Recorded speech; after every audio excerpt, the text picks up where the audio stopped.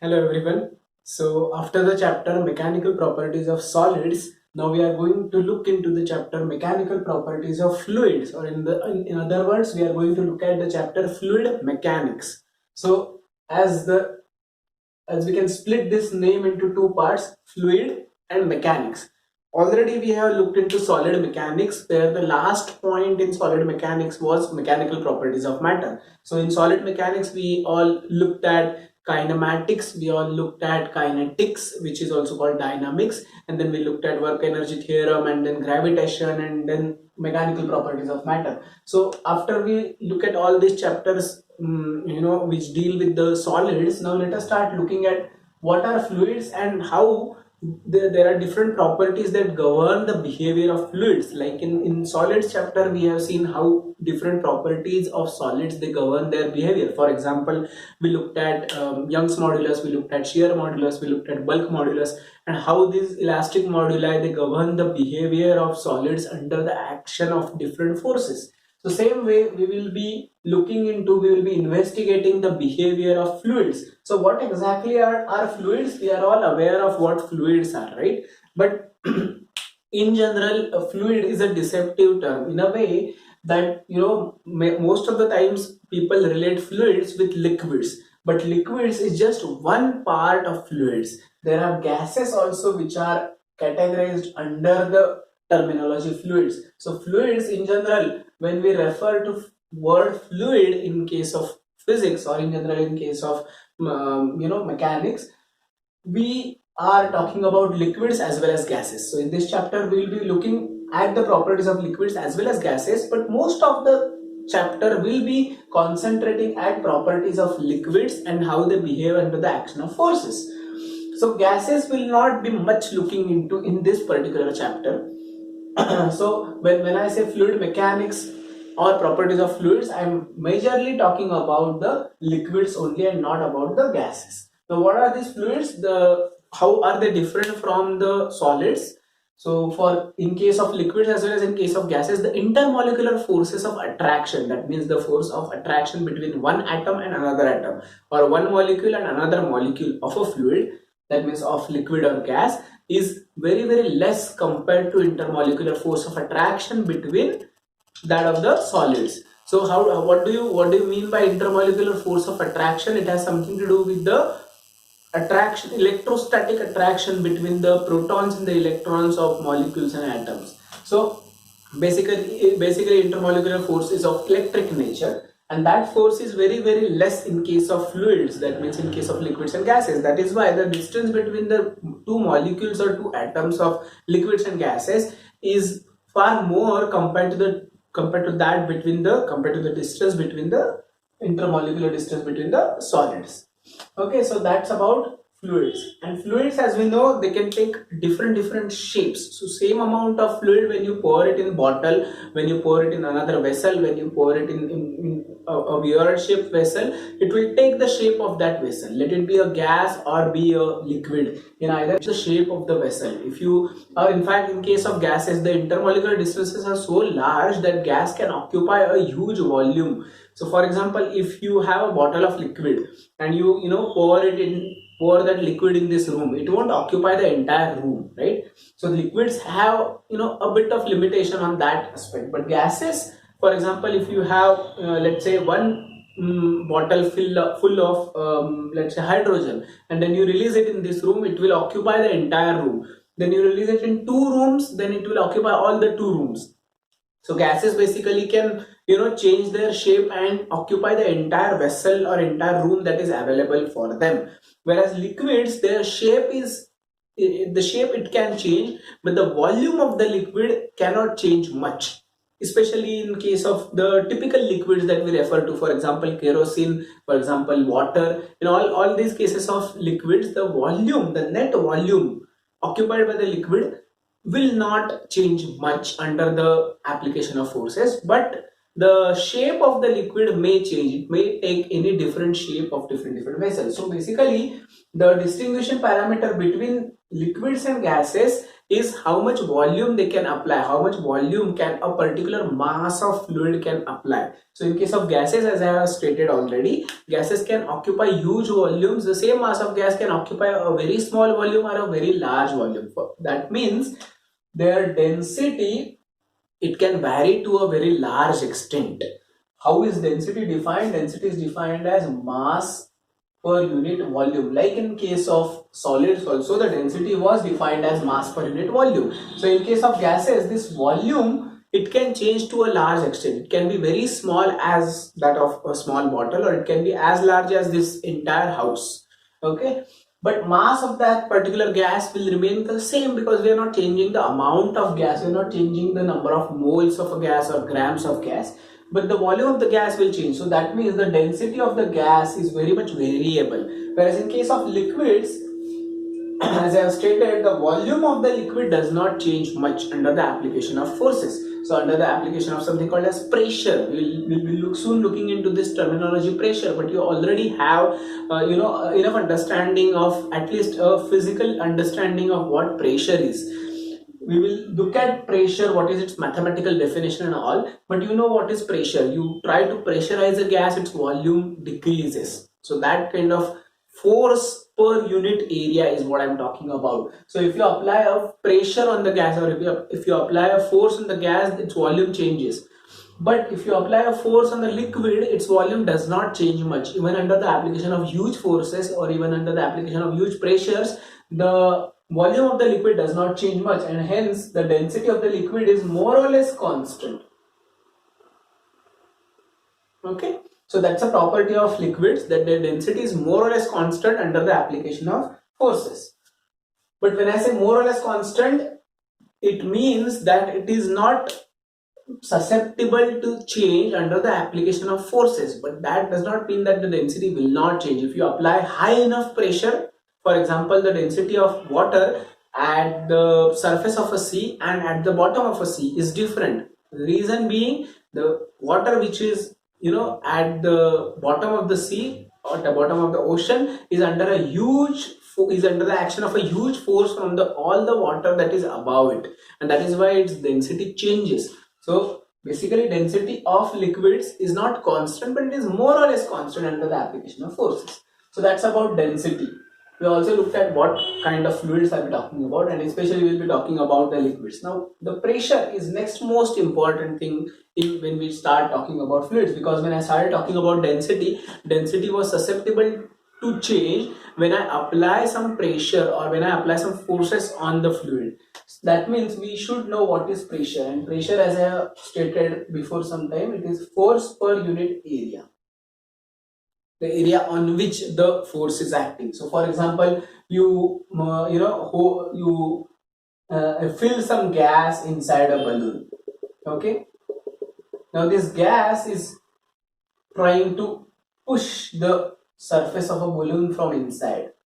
That means the molecules of the gas, they are applying force onto this rubber balloon. How much force are they applying on this rubber balloon per unit area, per unit surface area of a balloon from inside? That is the pressure of this particular gas. If I want to, but in that case, there are outward forces acting by the gas onto the rubber balloon. Then why is balloon not expanding? The reason is there is atmosphere which is trying to push the balloon inside. So atmospheric pressure is defined in this case. If you want to find out how much is the atmospheric pressure, you can say that how much is the force acting by atmospheric air onto this balloon per surface area of the balloon will be the atmospheric pressure. So we'll be in detail looking into this terminology pressure and what is atmospheric pressure, what is the pressure of different gases, what are the pressures of different fluids, and how is this pressure related with the depth. Because before some time I mentioned that the pressure, because of the pressure that is acting, because of the huge force that is acting on the water that is near the bottom of the sea, the density of the sea water, it changes. That means the pressure has something to do with the height, or pressure has something to do with the depth. So we'll soon be looking into that relationship when we discuss the hydrostatic law. But before that, let us see what Pascal's law has to say about this particular pressure. So we have seen what pressure is. It is force acting onto certain fluid per unit area of that fluid. Now, what does Pascal's law have to say about this pressure? Pascal's law states that, let's say you have a fluid inside a bucket, you have a water. So, for example, a special case of fluid is water. So, you have water inside this bucket, and Pascal's law says that at any point inside this fluid, so it could be this point, it could be this point, it could be this point. At any point inside this fluid, the pressure acting because of the fluid at that point is same in all directions. That means at any level, if you want to find out how much is the pressure, it is same in all directions. All the water molecules, they apply equal pressure at a point from all sides. So how do you prove this particular Pascal's law? So Pascal's law can be proved very easily if you take a triangular element inside this particular water. So I'm not going to prove this Pascal's law. The reasons, there are two reasons behind that. One is the proof is readily available in all the textbooks, and it's not very much important to prove it in front of you. And the second reason being, it needs a little bit knowledge about the differentiation techniques. So basically what I am going to do is this wedge shaped element or this triangular element which has certain thickness is called a wedge. This wedge shaped element that I take inside this particular fluid, I am going to reduce it to a smaller and smaller and smaller dimensions. So basically I am going to make it this small, and then this small, and then this small, and then this small, and then I am going to say that the dimensions of the wedge shaped element are so small, and then with some approximation I'll be able to prove Pascal's law. So for that, you take one force that is acting because of fluid molecules on this wedge shaped element. This wedge shaped element is made of fluid itself. It's a part of a fluid, and there are other fluid molecules that are applying force from this side. Let us call it as Fx. There are some fluid molecules that are applying force from bottom. Let us call it Fy. And there are some fluid molecules that are applying forces from this side. Let us call them Fl, because it's acting on a slant edge. It's not acting in z direction, it's acting on a slant edge. So Fx, Fy and Fl. Now if I go on reducing this element to smaller and smaller and smaller value, so basically these are the three forces that are acting from three sides of this particular element because of the fluid that is present, and there is weight force that will be acting. So weight of this fluid element that will be acting downward. Now if you want to find out how much is the net force acting on this particular fluid element, we can use the concept of equilibrium. So this particular fluid element that is present over here, it's not moving at all. So if the fluid element is not moving at all, that means it is in equilibrium. If it is in equilibrium, then the summation of all these forces, one acting from bottom, one acting from left hand side, one acting on a slant edge, and the weight force, the summation of all this, the vector sum of all this must be equal to 0. So if that is the case, then we can say that the fluid element will remain stationary.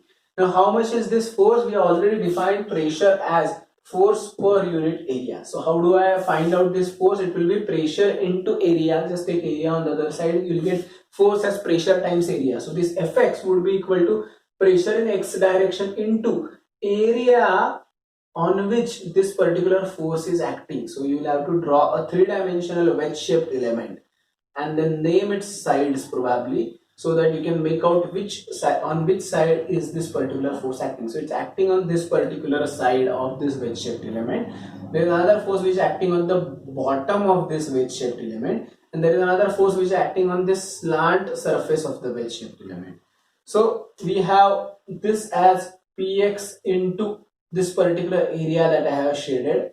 So let us call it as let us call the triangle as ABC. So it's acting on AB, and let's say that this particular thickness is T, the thickness of the wedge shaped element. So it will be Px into AB into T.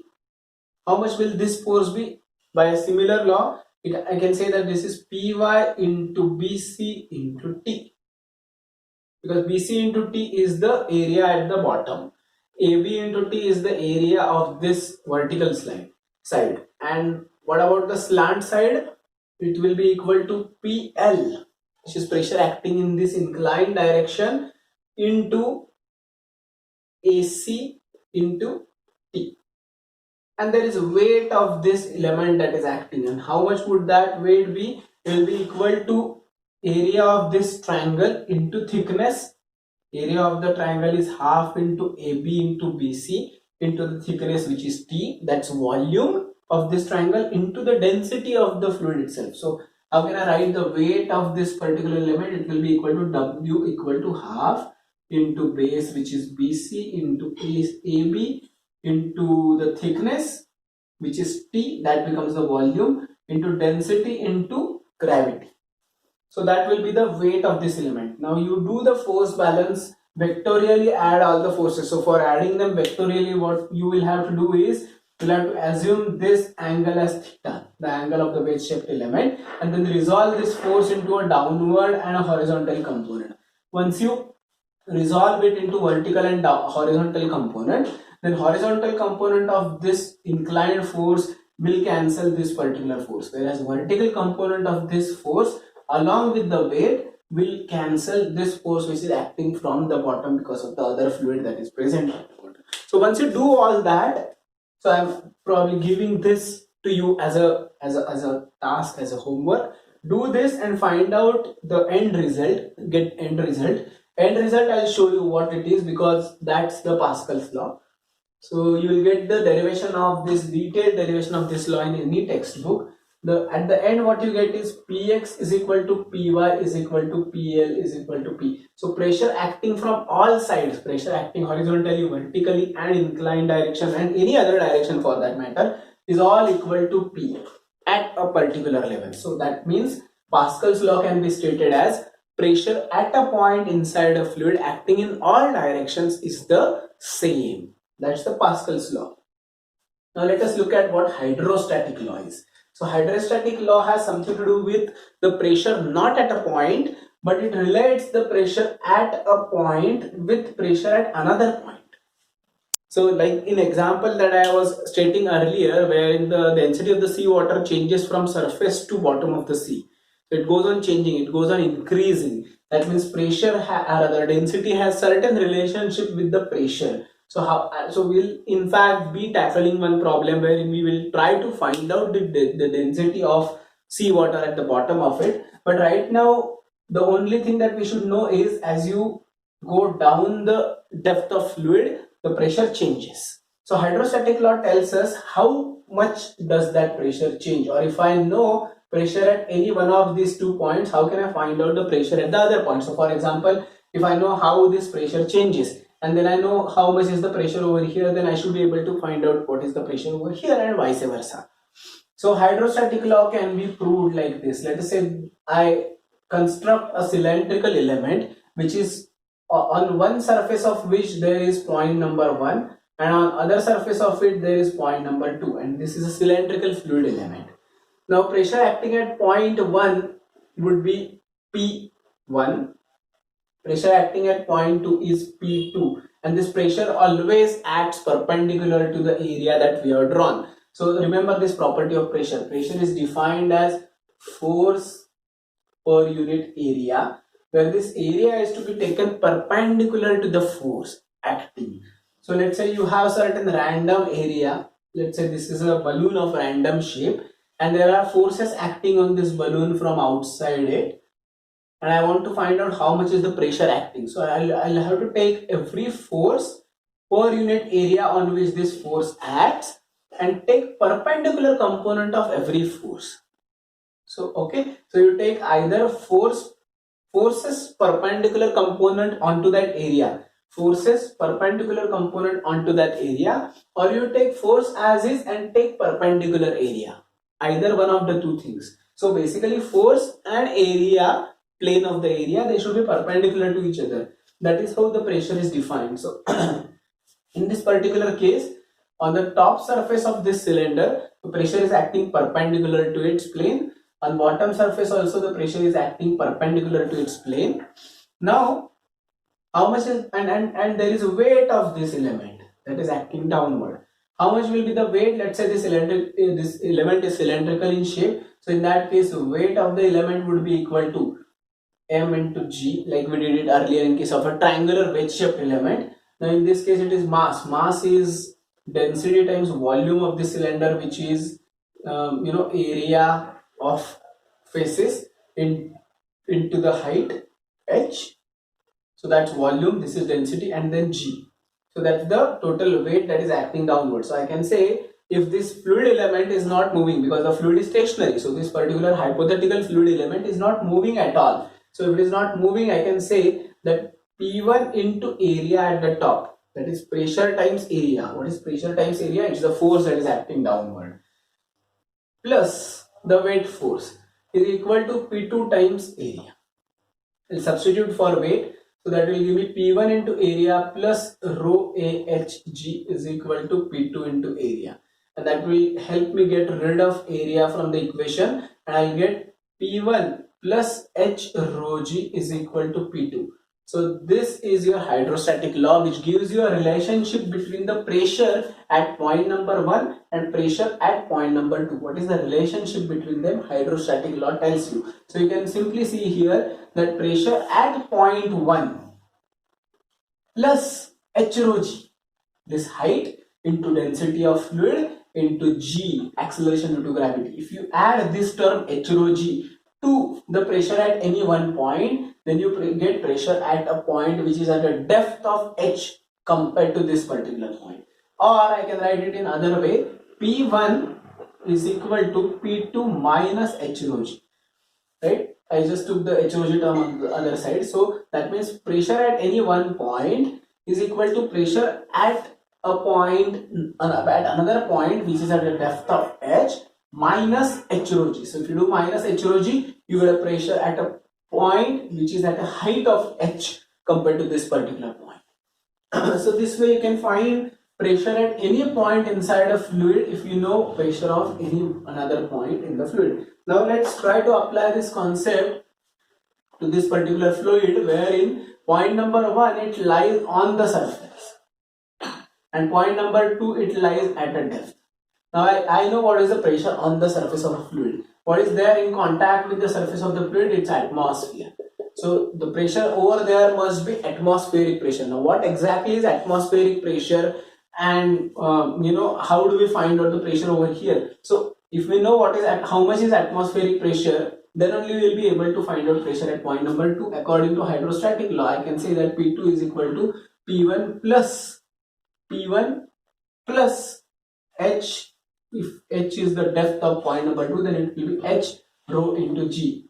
But to find out what is P2, I should know how much is P1, P1 being the atmospheric pressure. So in order to find out pressure at any point inside, pressure at any depth inside a fluid, we should know how much is the atmospheric pressure. And that is where the next concept of this chapter comes in, which is atmospheric pressure. So in the next lecture, what we'll be looking at, what is atmospheric pressure. As the name suggests, it's the pressure of the atmosphere that is everywhere around you. So if you are on the surface of the earth, if you are near mean sea level, everywhere you are having one fluid which is common, which is surrounding to all the bodies that are on the surface of the earth, and that fluid is air. So don't get surprised, air is also a fluid, because we already looked into what are fluids, and fluids are gases as well as liquids. So air is a fluid and it is surrounding everything that is on the surface of the earth. And if a fluid is surrounding everything that is on the surface of the earth, the molecules of the air must be applying pressure on our body. The molecules of the air must be applying pressure on the walls, they must be applying pressure on a car, and they must be applying pressure on everything that is on the surface of the earth. Because inside a fluid, we have seen at any point the pressure acts equally from all the molecules of a fluid, from all the sides it acts equally. So let's say you are a body, you are inside this particular fluid called air. All the molecules of air must be applying equal force on you, equal pressure on you from all the sides. So that is called atmospheric pressure. So in the next lecture, we will be looking into how much is this atmospheric pressure value, how big is this atmospheric pressure, what is the magic of this atmospheric pressure. We'll be looking into one magical example that will tell us the power of this atmospheric pressure. Then we'll be looking into another concept called as gauge pressure. So for example, if I have a gas balloon and I pour some gas in it, I fill some gas inside it, and the pressure of the gas is, let's say, more than the atmospheric pressure. So currently there is atmospheric pressure. I start filling gas inside a balloon and the pressure of the gas is more than that of atmosphere. Naturally, what will happen? The balloon will start expanding, right? So that means the pressure inside the balloon is more than that of the atmospheric pressure. So how do we measure that particular pressure which is inside the balloon? There are two ways of measuring it. Either you can measure the pressure as is, you can measure how much is that absolute pressure, or you can measure it with respect to the atmospheric pressure. So let's say the pressure inside this particular balloon. So that reminds me, what is the unit of this pressure? Because every physical quantity, it has some unit. So let's look at the definition of pressure. It is force per unit area. What is the unit of force? It is Newton. What is the unit of area? It is meter square. So unit of pressure is Newton per meter square. It's also called as Pascal, denoted by P, capital P, small a, in honor of scientist Pascal, who defined ground rule inside in this fluid mechanics, which is Pascal's law. So it is, the pressure is measured either in pascals, it is also measured in Newton per meter square, and there are several more units of pressure such as bar, such as mm of Hg, such as torr. So in the next lecture, when we introduce atmospheric pressure, we'll also be looking into these different units in which the pressure is measured. And then, as I was saying, the pressure inside a balloon, if it is not atmospheric pressure, but if it is more than that, how do we measure it? If it is less than the atmospheric pressure, for example, if you have a glass balloon, and you evacuate that glass balloon, so attach a vacuum pump to this gas balloon, to this glass balloon, and start taking out the air from it. So the pressure in the balloon will fall below the atmospheric pressure. So how do we measure this particular pressure which is below atmospheric pressure?